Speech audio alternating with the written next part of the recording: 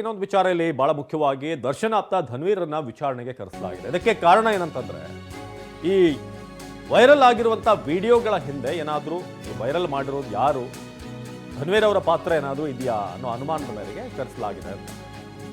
ನಿನ್ನೆ ಧನ್ವೀರನ್ನ ಕರೆಸಿ ಸಿಸಿಬಿಯಿಂದ ತೀವ್ರ ವಿಚಾರಣೆ ಆಗಿದೆ. ಆದರೆ ಜೈಲಿನ ಯಾವುದೇ ವಿಡಿಯೋ ಆತನ ಬಳಿ ಪತ್ತೆ ಆಗಿಲ್ಲ. ಹಾಗಾಗಿ ವಿಚಾರಣೆ ನಡೆಸಿ ಕಳಿಸಿರುವಂತ ಸಿಸಿಬಿ ಪೊಲೀಸರು. ಸೊ ಧನ್ವೀರ್ ಸಿಸಿಬಿ ವಿಚಾರಣೆಗೆ ಹಾಜರಾಗಿರೋದು, ಈ ವಿಡಿಯೋಗಳೆಲ್ಲ ವೈರಲ್ ಆಗಿದೆಯಲ್ಲ, ಅದ್ರ ಹಿಂದೆ ಏನಾದರೂ ಧನ್ವೀರ್ ಏನಾದರೂ ವೈರಲ್ ಮಾಡಿಸಿದ್ರಾ ಅಥವಾ ಅವ್ರೇನಾದರೂ ಶೇರ್ ಮಾಡಿದ್ರಾ ಇಂಥ ಒಂದಷ್ಟು, ಅಥವಾ ರಿಲೀಸ್ ಮಾಡಿಸಿದ್ದೇ ಏನಾದರೂ ಧನ್ವೀರ್ ಕಡೆಯಿಂದ ಆಯ್ತಾ ಅನ್ನೋ ಒಂದು ಪ್ರಶ್ನೆಗಳಿತ್ತು. ಅದಕ್ಕೆಲ್ಲ ಉತ್ತರ ಕೊಡೋಕೆ ಧನ್ವೀರ್ ಬಂದಿದ್ದಾರೆ. ಜೊತೆಗೆ ಮೊಬೈಲ್ನಲ್ಲಿ ಏನಾದರೂ ಕ್ಲಿಪ್ಪಿಂಗ್ಗಳಿತ್ತ, ಯಾರಿಗಾದರೂ ಶೇರ್ ಮಾಡಿದಾರಾ, ಇಂಥದ್ದೆಲ್ಲವನ್ನು ಕೂಡ ಈಗ ಕ್ರಾಸ್ ಚೆಕ್ ಮಾಡಲಾಗಿದೆ. ಒಂದು ಕಡೆ ದರ್ಶನ್ ಒಂದಷ್ಟು ಮೂಲಭೂತ ಸೌಕರ್ಯಗಳು ಸಿಗ್ತಾ ಇಲ್ಲ ಅನ್ನೋ ಒಂದು ವಿಚಾರ ಇತ್ತು. ಕೋರ್ಟ್ ಬಳಿ ಕೂಡ ಮನವಿ ಮಾಡ್ಕೊಂಡಿದ್ರು, ವಕೀಲರು ಕೂಡ ಮಾತನಾಡಿದರು. ಇನ್ನೊಂದು ಕಡೆ ಒಂದು ಪ್ರಶ್ನೆ ಎದ್ದಿತ್ತು, ಅಂದರೆ ದರ್ಶನ್ಗೆ ಮೂಲಭೂತ ಸೌಕರ್ಯಗಳು ಸಿಗ್ತಿಲ್ಲ ಅಂತ ಅವ್ರು ಆರೋಪ ಮಾಡ್ತಿದ್ದಾರೆ ಒಂದು ಕಡೆ. ಇನ್ನೊಂದು ಕಡೆ ಖೈದಿಗಳಿಗೆ ಅಲ್ಲಿ ಬೇಕಾದಂಥ ಎಲ್ಲ ಫೆಸಿಲಿಟಿ ಸಿಗ್ತಾ ಇದೆ, ಮೊಬೈಲ್ ಬಳಕೆ ಮಾಡೋದಕ್ಕೆ ಅವಕಾಶ ಇದೆ, ಟಿವಿ ಇದೆ. ಜೈಲಿನ ವಿಡಿಯೋ ರಿಲೀಸ್ ಮಾಡಿದ್ರ ನಟ ಧನ್ವೀರ್ ಅನ್ನೋ ಪ್ರಶ್ನೆ ಸಂಬಂಧಪಟ್ಟ ಹಾಗೆ ಸ್ನೇಹಿತರಿಗೆ ಯಾರಿಗಾದ್ರೂ ವಿಡಿಯೋ ಕಳಿಸಿದ್ರ, ಜೈಲಿನಲ್ಲಿರುವಂತಹ ಕೈದಿಗಳ ಜೊತೆಗೆ ಸಂಪರ್ಕ ಹೊಂದಿದ್ರ, ಯಾರಾದರೂ ಜೈಲಿನಲ್ಲಿ ಒಳಗಿದ್ದಂಥವ್ರು ಏನಾದರೂ ವಿಡಿಯೋ ಕಳಿಸಿದ್ರ, ನಟ ಧನ್ವೀರ್ ಫೋನ್ ಪರಿಶೀಲನೆ ಮಾಡಿದಂಥ ಸಿಸಿಬಿ. ಸೊ ಈ ವಿಡಿಯೋ ವೈರಲ್ ಬೆನ್ನಲ್ಲೇ ಧನ್ವೀರನ್ನ ಕರೆಸಿ ವಿಚಾರಣೆಗೆ ಒಳಪಡಿಸಲಾಗಿದೆ. ಈ ವಿಡಿಯೋ ರಿಲೀಸ್ಗೂ ಏನಾದರೂ ಸಂಬಂಧ ಇದೆಯಾ ಅನ್ನೋದ್ರ ಬಗ್ಗೆ ಕ್ಲಾರಿಫೈ ಮಾಡ್ಕೊಂಡಿದ್ದಾರೆ. ಆದರೆ ಧನ್ವೀರ್ ಮೊಬೈಲ್ನಲ್ಲಿ ಅಂತ ಯಾವುದೇ ಕ್ಲಿಪ್ಪಿಂಗ್ಗಳು ಸಿಕ್ಕಿಲ್ಲ, ಶೇರ್ ಮಾಡಿರುವಂಥದ್ದು ಕೂಡ ಕಂಡು ಬಂದಿಲ್ಲ ಅಂತ ಸದ್ಯಕ್ಕೆ ಮಾಹಿತಿ ಇದೆ. ಸೊ ಜೈಲಿನಲ್ಲಿರುವಂಥ ಕೈದಿಗಳ ಜೊತೆ ಏನಾದರೂ ನಿಮಗೆ ಸಂಪರ್ಕ ಇತ್ತಾ, ಯಾರಾದರೂ ನಿಮಗೆ ಜೈಲಿಂದ ಈ ಥರ ಕಳಿಸಿದಾರಾ ಅನ್ನೋದ್ರ ಬಗ್ಗೆ ಕೂಡ ಅಲ್ಲಿ ಕೇಳಲಾಗಿದೆ, ಕ್ರಾಸ್ ಚೆಕ್ ಮಾಡಲಾಗಿದೆ.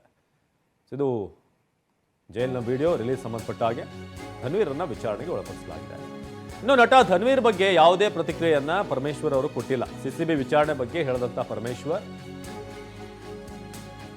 ಸಭೆ ಬಳಿಕ ಹೇಳ್ತೀನಿ ಅಂತ ಪರಮೇಶ್ವರ್ ಹೇಳಿದ್ದಾರೆ. ಸಭೆ ಆದ್ಮೇಲೆ ಅದರ ಬಗ್ಗೆ ನಾನು ಮಾತನಾಡ್ತೀನಿ, ಎಲ್ಲವನ್ನು ಕೂಡ ಹೇಳ್ತೀನಿ ಅಂತ ಹೇಳ್ತಿರುವಂತ ಪರಮೇಶ್ವರ್, ಮೀಟಿಂಗ್ ಆದ್ಮೇಲೆ ನಿಮ್ಮ ಪ್ರಶ್ನೆಗಳಿಗೆ ಉತ್ತರ ಕೊಡ್ತೀನಿ. ನಟ ಧನ್ವೀರ್ ವಿಚಾರಣೆಯ ಬಗ್ಗೆ ಯಾವುದೇ ರಿಯಾಕ್ಷನ್ ಅನ್ನ ಗೃಹ ಸಚಿವರು ಕೊಡಲಿಲ್ಲ. ಸಿಸಿಬಿ ವಿಚಾರಣೆ ಬಗ್ಗೆ ಯಾವುದೇ ಮಾತನ್ನ ಪರಮೇಶ್ವರ್ ಅವರು ಆಡಲಿಲ್ಲ.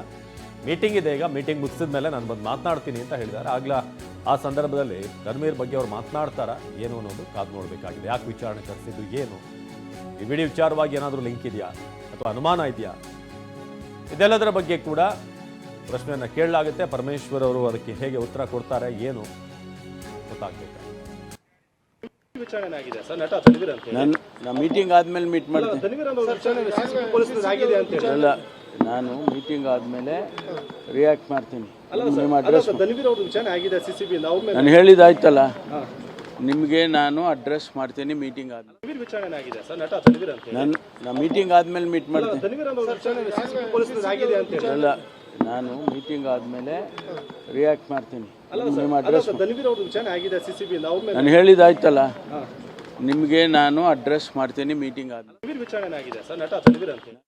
ಪರಮೇಶ್ವರ್ ಅವರ ರಿಯಾಕ್ಷನ್ ನಾವು ನೋಡ್ತಾ ಇದ್ವಿ. ರಾಚಪ್ಪ ಈ ಬಗ್ಗೆ ಹೆಚ್ಚಿನ ಮಾಹಿತಿಯನ್ನು ನೀಡ್ತಾರೆ. ರಾಚಪ್ಪ, ಈಗ ಧನ್ವೀರನ್ನ ವಿಚಾರಣೆಗೆ ಕರೆಸಲಾಗಿತ್ತು ಅಂತ ಅಂದ್ರೆ ಅಂತ ಒಂದು ಪ್ರಶ್ನೆ ಬಂದಿದ್ದು ಯಾಕೆ? ಧನ್ವೀರ್ ಏನಾದರೂ ವಿಡಿಯೋ ರಿಲೀಸ್ ಮಾಡುವಂಥ ವಿಚಾರಕ್ಕೆ ಸಂಬಂಧಪಟ್ಟ ಹಾಗೆ ಅವರ ಲಿಂಕ್ ಏನಾದರೂ ಅನುಮಾನ ಬಂತಾ ಏನು? ಜೊತೆಗೆ ಗೃಹ ಸಚಿವರ ರಿಯಾಕ್ಷನ್ ಕೂಡ ನಾವು ಗಮನಿಸ್ತಾ ಇದ್ವಿ. ಆಮೇಲೆ ಮೀಟಿಂಗ್ ಆದ್ಮೇಲೆ ಬಂದು ಮಾತನಾಡ್ತೀವಿ ಅಂತ ಹೇಳಿದಾರಂತೆ. ಈಗ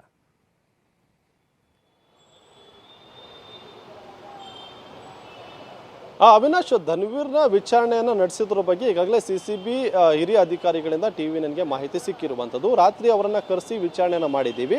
ಆದರೆ ಏನು ಜೈಲಿನ ವಿಡಿಯೋ ವೈರಲ್ ಆಗಿದೆ, ಅದಕ್ಕೆ ಸಂಬಂಧಪಟ್ಟಂತೆ ಅವರ ಮೊಬೈಲನ್ನು ಪರಿಶೀಲನೆ ಮಾಡಲಾಯಿತು. ಆದರೆ ಅದಕ್ಕೆ ಪೂರಕವಾದಂಥ ಯಾವುದೇ ದಾಖಲೆಗಳು ಅವರ ಮೊಬೈಲ್ನಲ್ಲಿ ಪತ್ತೆ ಆಗಿಲ್ಲ. ಹಾಗಾಗಿ ಮೊಬೈಲ್ ಸಮೇತವಾಗಿ ಅವರನ್ನು ಬಿಟ್ಟು ಕಳಿಸಿದ್ದೀವಿ ಅನ್ನೋ ಮಾತನ್ನು ಹೇಳಿದರು.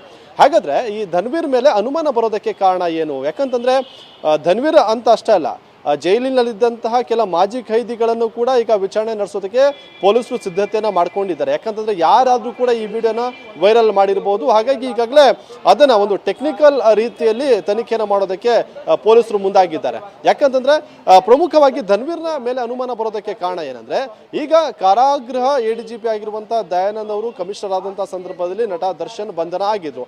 ಅದಾದ ಬಳಿಕವಾಗಿ ಈಗ ಅವರು ಕಾರಾಗೃಹ ADGP ಆಗಿದ್ದಾರೆ.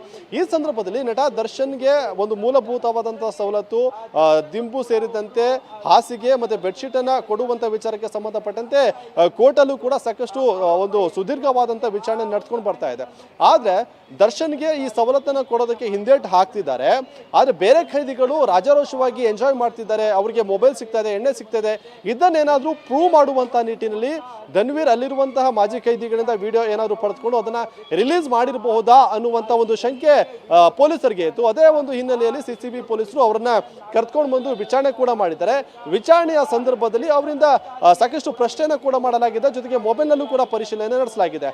ಅಂದ್ರೆ ನಟ ಧನ್ವೀರ್ ಏನಾದರೂ ವಿಡಿಯೋ ರಿಲೀಸ್ ಮಾಡಿದ್ದಾರಾ, ಸ್ನೇಹಿತರಿಗೆ ಯಾರಾದರೂ ಆ ವಿಡಿಯೋವನ್ನು ಕಳಿಸಿ ಅವ್ರ ಮೂಲಕ ಏನಾದರೂ ರಿಲೀಸ್ ಮಾಡಿಸಿದ್ದಾರಾ, ಈ ಎಲ್ಲ ವಿಚಾರವನ್ನು ಕೂಡ ಅವರು ಸಿಸಿಬಿ ಪೊಲೀಸರು ಒಂದು ಪ್ರಶ್ನೆಯನ್ನು ಮಾಡಿದ್ರು, ಜೊತೆಗೆ ಮೊಬೈಲ್ನಲ್ಲಿ ಪರಿಶೀಲನೆ ಕೂಡ ಮಾಡಿದ್ರು. ಆದರೆ ಸದ್ಯಕ್ಕೆ ಇದುವರೆಗೂ ಕೂಡ ಅವರ ಫೋನಲ್ಲಿ ಈ ರೀತಿಯಾದಂತಹ ಯಾವುದೇ ಕಂಟೆಂಟ್, ಅಂದರೆ ಜೈಲಿನಿಂದ ರಿಲೀಸ್ ಆಗಿರುವಂತಹ ವಿಡಿಯೋ ಆಗಿರ್ಬೋದು, ಫೋಟೋನ ಯಾವುದೇ ರೀತಿಯಾದ ಕಂಟೆಂಟ್ ಅವರಿಗೆ ಪತ್ತೆ ಆಗಿಲ್ಲ. ಹಾಗಾಗಿ ಅವರನ್ನ ಬಿಟ್ಟು ಕಳಿಸಿರುವಂಥದ್ದು.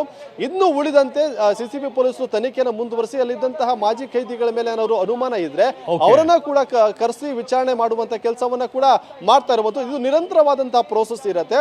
ಅದಾದ ಬಳಿಕ ನಿಜವಾದ ಕಲ್ಪ್ರಿಟ್ ಯಾರು ಅನ್ನೋದು ಗೊತ್ತಾಗುತ್ತೆ. ಅವಿನಾಶ್, ಧನ್ಯವಾದ ರಾಜಪ್ಪ.